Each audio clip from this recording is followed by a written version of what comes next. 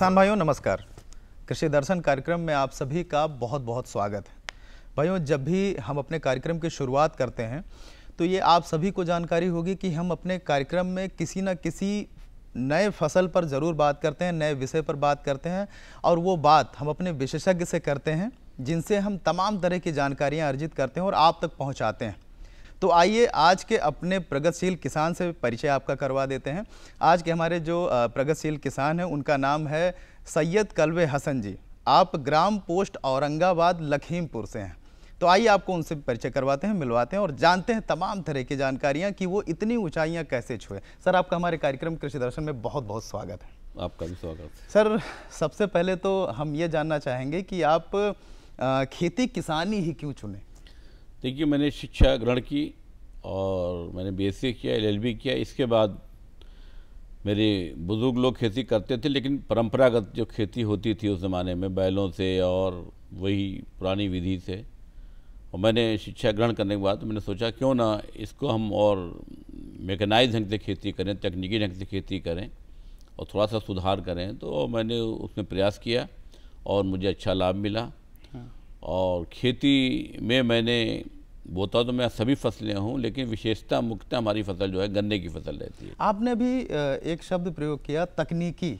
तो आप कितने सालों से खेती कर रहे हैं? सबसे पहले तो ये बताइए। देखिए, मैं 1988 से खेती कर रहा हूँ। आप 1988 से खेती कर रहे हैं। उस समय हमें लगता है कि तकनीकी इतनी विकसित नहीं रही होगी, तो उस समय में और इस समय में आप कितना अंतर देख रहे हैं? और जो है क्या इस समय की खेती ज़्यादा इजी हो गई, आसान देखिए, हो गई? तकनीकी उस वक्त भी थी। हम लोग जो खेती करते थे, बहुत से लोग एक गए गन्ने की हल से जुताई की, उसी में गन्ना डाल दिया, उसको बो दिया। लेकिन उस वक्त तकनीकी खेती ये थी कि उसको नर्सरी का रूप हमको देना था। और हमने 3 फीट की एक दूरी पे हमने लाइन से लाइन की दूरी रखी और उसको फावड़े से हमने बुआई कराई। और गन्ने का जो उस टाइम बढ़िया बीज होता था हमारा, जो सरकार जो निर्धारित करती थी हमारे क्षेत्र के बुआई के लिए, जो हमारी कौन कौन सी प्रजातियाँ बोना है, शीघ्र में कौन से सामान, उनका चयन किया। उसके बाद उसी में कर्षण क्रियाएँ बेहतर ढंग से की, गन्ने के प्रॉपर मिट्टी चढ़ाई, बंधाई कराई, तो अच्छा उत्पादन मिला हमको। कल्बे जी, आपने क्या जो पढ़ाई आपने कहाँ तक किया? पढ़ाई आपने खेती से, ये कृषि से ही आपने किया? नहीं, बीएससी मैंने किया बायो से, लेकिन इसके बाद में एलएलबी किया मैंने। अरे वाह। थोड़ा पारिवारिक जिम्मेदारियाँ थी तो फिर पढ़ाई को रोक के फिर खेती पे आना पड़ा मुझे। तो एलएलबी करने के बाद में जैसे आज के युवाओं को ज़्यादातर लगता है कि हमें तो कोर्ट में बैठना चाहिए, हमें अपने प्रोफेशन से संबंधित काम करना चाहिए। मैं समय निकाल के कोर्ट भी पहुंच जाता हूं, लेकिन खेती पे ज़्यादा मेरा ध्यान केंद्रित रहता है जी। और जैसा मैंने बताया कि मैकेनाइज ढंग से खेती। अच्छा, आपके पिताजी वगैरह भी पूर्वजों में भी ये चीज़ें थी, वो खेती से जुड़े रहे? खेती से जुड़े रहे और बागात भी रहे मेरे। तो एक संयुक्त परिवार था हमारा, बहुत अच्छे ढंग से हम लोग खेती करते थे, लेकिन जो उतना मुनाफा मिलना चाहिए वो नहीं मिलता था जी। फिर उसके बाद मैंने जब अपने ढंग से खेती करना शुरू की तो उसमें ट्रैक्टर और जो हमारे ये कृषि यंत्र जो हमारे बुआई से लेके और उसकी गुड़ाई में, ये सब चीज़ें हमने अपने उसमें फार्म पे ली तो अच्छी बुआई हुई। और सबसे बड़ी चीज़ खेत की प्रॉपर तैयारी जी। पहले मृदा परीक्षण कि हमारे भूमि की भौतिक संरचना में उसमें क्या क्या तत्व हैं, अगर तत्व हैं तो हम एक्स्ट्रा क्यों खाद डालें, उसमें हमारा संतुलित उर्वरक का प्रयोग हो जाता है। इसके अलावा माइक्रो लेवलर से खेत की बराबरी कराया ताकि बराबर पूरा खेत हमारा समतल रहे, पानी कम समय में पूरे खेत में पहुंच जाए और खाद जो हम डालें, उर्वरक जो डालें, वो पूरे खेत में बराबर तरीके से पहुंच जाए। जी, ये बताइए कि गन्ने की खेती की जो है, अगर हम अभी की बात ना करके अगर हम ये जानना चाहें कि जो लोग शुरुआत आगे करना चाहें तो वो किस तरीके से खेत की तैयारी करें और उसके लिए जो है उन्हें क्या क्या प्रिपेयर्ड होने की ज़रूरत है? देखिए, मैंने बताया खेत की बढ़िया तैयारी करें। इसके अलावा गहरी जुताई हमको एक बार, क्योंकि गन्ने की फसल अगर हम कोई बोते हैं तो 2 से 3 साल तक हम उसमें फसल लेते हैं। एक बहुत गहरी जुताई चाहिए जो हमारी मिट्टी में हार्ड है, जो नीचे हार्ड कहते नहीं है, हाड़ा टाइप का वो बन जाता है, उसको ख़त्म करना है। उसके बाद हैरो कल्टीवेटर से और रोटावेटर से उसकी जुताई करें तो उससे हमारी ज़मीन की एक तो ये है कि काफ़ी मुलायमियत हो जाती है, पानी जो है रुकने की क्षमता उसमें बढ़ जाती है, जड़ों का समुचित विकास हो जाता है। एक तो ये है खेत की तैयारी। इसके बाद स्वस्थ बीज का और उन्नतशील प्रजातियाँ, आज हमारे बीज में कई उन्नतशील प्रजातियाँ हमारे शोध केंद्रों के द्वारा तैयार की जा रही हैं वो किसान अपना रहे हैं। इससे पहले हमारी ये बहुत अच्छी प्रजाति को0238 बहुत अच्छी पैदावार किसानों के लिए भी थी, चीनी मिलने भी उससे बड़ा लाभ उनको मिला।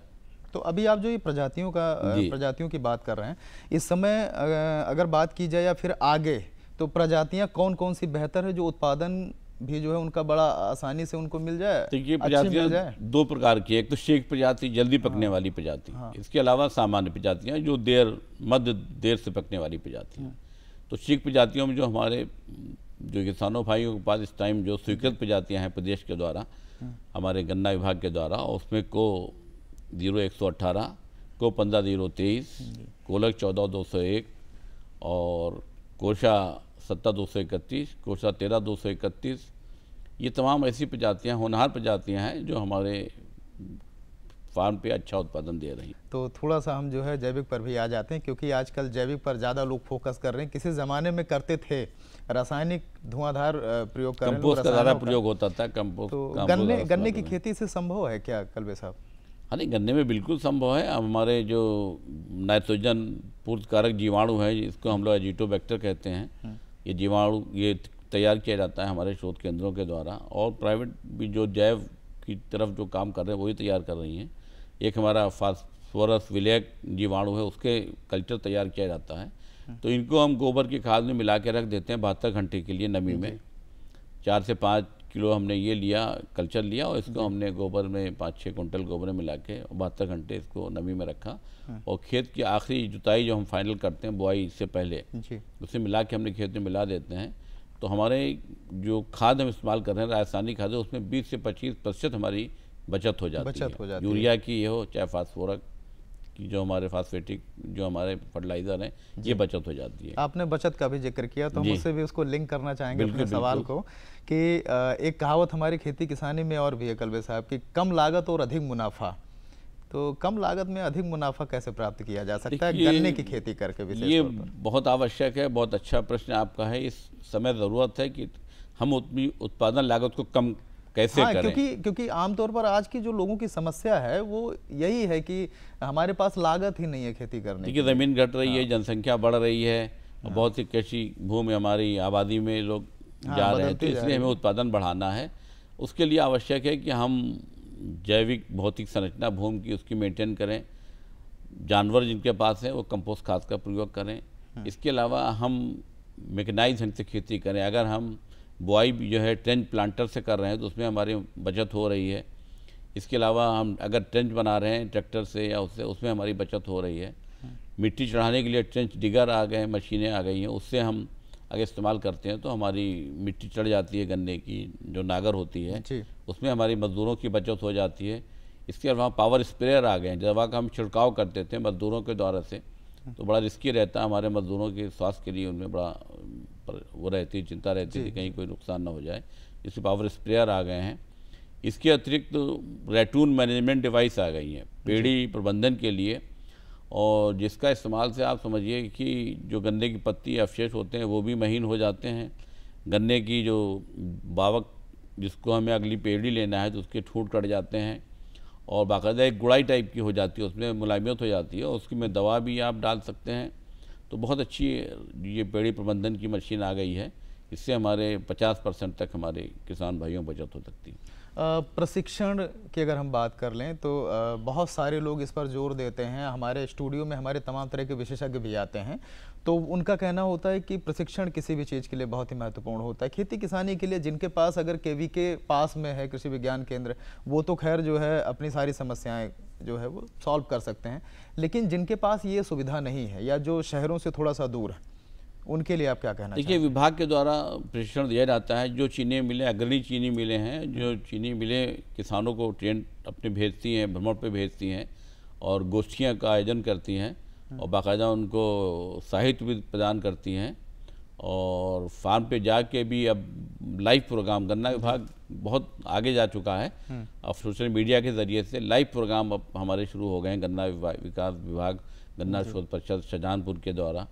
तो हमारे किसान सीधे उनसे जुड़े रहते हैं और सवाल प्रश्न पूछते रहते हैं, तो तमाम उनकी जिज्ञासाएं जो है उनको उनका जवाब उनका मिल जाता है, और उससे हमारे किसान भाई एक उन्नत उन्नतशील ढंग से खेती कर रहे हैं, नई नई प्रजातियों का ज्ञान हो रहा है और कब हमको क्या उस फसल में करना है वो उसकी हमें ज्ञान मिल जाता है। मृदा परीक्षण की जो आपने बात की थी, मृदा परीक्षण कौन से समय पर करवाना चाहिए? वो कौन बुआई से पहले हमको करा लेना चाहिए और मृदा परीक्षण ये आवश्यक है कि चारों कोने से और बीज से हमें उसके नमूने लेके, जो बहुत सी चीनी मिलों में लैब है वहाँ से आप करा सकते हैं, आप गन्ना शोध परिषद से करा सकते हैं, कृषि विभाग की हमारी जो ज़िले पे और विकासखंड स्तर पे हमारी इनकी प्रयोगशाला है वहाँ से हम इसका करा सकते हैं। बहुत आवश्यक है क्योंकि हम लोग अंधाधुंध रासायनिक प्रयोग कर रहे हैं, हमको मालूम है ही नहीं इसमें क्या तत्व हमारे पास है, उपलब्ध है, तो वही हम अगर प्रयोग करें तो बेहतर हमें फ़ायदा मिलेगा। सर सम्मान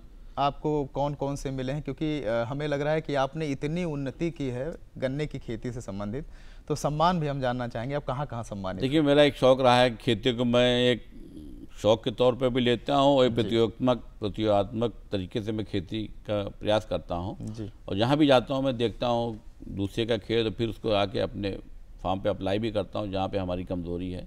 और मैं उत्तर प्रदेश सरकार के द्वारा जो राज्य गन्ना प्रतियोगिता होती है उसमें मुझे 3 से 4 बार मुझे राज्य स्तरीय गोल्ड मेडल मिला है, 2-3 बार हमको सेकंड प्राइज़ मिला है राज्य स्तर पे, तृतीय पुरस्कार भी मिला है और रेंज स्तर पे कई जो प्रतियोगिता होती है उसमें मुझे प्रथम पुरस्कार मिला है कई बार। तो मुझे एक शौक़ है कि नई नई प्रजातियाँ, बेहतर ढंग से खेती, अच्छा उत्पादन और जो बीज का भी जो हमारा, मैं उसका सदस्य हूँ, जो हमारा बीज प्रमाणीकरण संस्था जो गन्ना शोध परिषद के द्वारा जो किसान भाई बीज तैयार करते हैं गन्ने का, उसमें का भी मैं सदस्य हूँ जी। इस तरीके से बीज भी तैयार करता हूँ, किसानों के बीज उपलब्ध कराता हूँ मैं जी। सर थोड़ा सा कम समय अब हमारे पास बचा हुआ है, लेकिन हम उन कम समय में ये जानना चाहेंगे कि आप युवाओं को क्या संदेश देना चाहेंगे? जो लोग खेती किसानी से आज का युवा जो है दूर होता जा रहा है, उनको विकल्प नज़र नहीं आ रहा, उनके लिए आपका क्या संदेश? देखिए, युवाओं को थोड़ा हिम्मत से काम करना पड़ेगा और तमाम चीज़ें बहुत प्रदेश में उपलब्ध हैं। पहले बिजली की व्यवस्था की एक समस्या थी, लेकिन अब बिजली मिल रही है, पर्याप्त हमारे पास ट्यूबवेल सब व्यवस्थाएं हो रही हैं और मिलों की संख्या कम थी, अब चीनी मिलें हमारे लिए हैं जिनसे नगद भुगतान, गन्ना एक नकदी फसल है तो जहाँ जहाँ भी चीनी मिले हैं वहाँ पे सेम समय पे भुगतान मिल रहा है जी। तो किसान भाई अगर खेती की तरफ आते हैं और उन्नतशील ढंग से खेती करते हैं तो निश्चित ही उनको अधिक लाभ मिलेगा जी। और मैं देखता हूँ काफ़ी युवा लोग आ रहे हैं, जो बीच में एक शून्य सा था कि लोग नौकरी की तरफ भाग रहे थे, शहर की तरफ भाग रहे थे, लेकिन मैं देख रहा हूँ कि तरह तरह के विषय कुछ, लेकिन अब किसान भाई अपने जो हैं विभिन्न प्रकार की खेती कर रहे हैं। अब आप फ्लावरिंग की कर रहे हैं और तमाम फलों की कर रहे हैं जी, तो अच्छा लाभ हो रहा है। हमारे युवा इसमें रुचि ले रहे हैं और युवा और आगे बढ़ेंगे इसमें, खेती किसानी से उनको लाभ होगा। सर आपका बहुत बहुत आभार। तो किसान भाइयों, आप सभी ने आज जाना हमारे आज के प्रगतिशील किसान कलवे साहब से कि खेती किसानी कितना महत्वपूर्ण है और इससे सिर्फ खेती किसानी करके आय की ही वृद्धि नहीं की जा सकती है, बल्कि आपको घरों को छोड़ करके भी नहीं जाना पड़ेगा, अपने परिवार से दूर नहीं रहना पड़ेगा और आप भी इन्हीं की तरह राज्य में, देश में, प्रदेश में आप भी सम्मान प्राप्त कर सकते हैं। तो आज के अंक में इतना ही, मिलेंगे फिर से अगले अंक में किसी नए विषय के साथ, नए विशेषज्ञ के साथ। तब तक के लिए दीजिए अनुमति, नमस्कार।